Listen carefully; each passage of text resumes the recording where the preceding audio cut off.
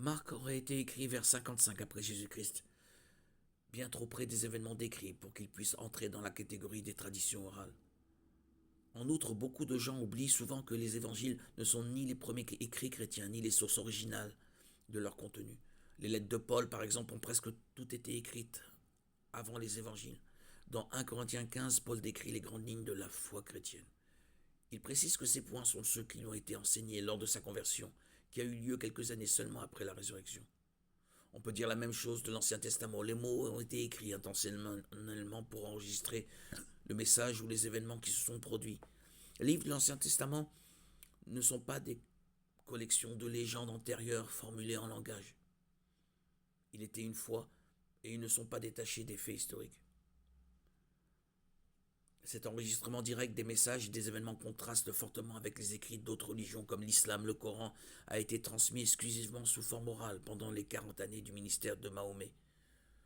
De petites parties du Coran ont été écrites sous forme de bribes et de fragments, mais jamais sous forme de manuscrits. Ce n'est qu'après la mort de Mahomet que ces paroles ont été rassemblées dans une compilation qui a elle-même été éditée et révisée jusqu'à ce que les copies concurrentes soient détruites par le calife Othman. En outre, les hadiths, qui sont littéralement des traditions orales, constituent une source majeure de connaissances islamiques, dans la mesure où leur seul support est la confiance dans l'intégrité spirituelle de leurs sources. Le processus utilisé par l'islam pour déterminer cette fiabilité est connu sous le nom d'isnad. Un autre exemple de la distinction que l'on peut faire entre le christianisme et les traditions orales nous vient de Jésus lui-même. Les pharisiens utilisaient les traditions orales comme moyen d'interpréter la loi de Moïse. Bien que Jésus ait fait l'éloge des Écritures, il a fermement condamné le recours à la tradition orale pour sa tendance à refléter les désirs des traditionalistes plutôt que la volonté de Dieu. Marc 7, 6, 9.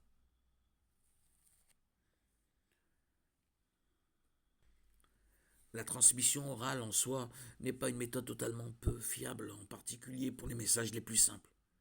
À une époque où la plupart des gens ne lisaient ni n'écrivaient, la transmission orale était courante. Il était essentiel de conserver les mots exacts de l'original. Le véritable avantage d'un message écrit par rapport à un message oral est que l'écriture préserve un instantané du message à un moment donné. On peut comparer objectivement les différences entre différentes affirmations et un message écrit de différentes manières, mais qui est le même et qui peut être relu avec une précision identique à plusieurs reprises. Selon des preuves internes et externes, les paroles de la Bible ont été préservées sous forme écrite extrêmement tôt, en tant qu'enregistrement de faits et non en tant que tradition orale.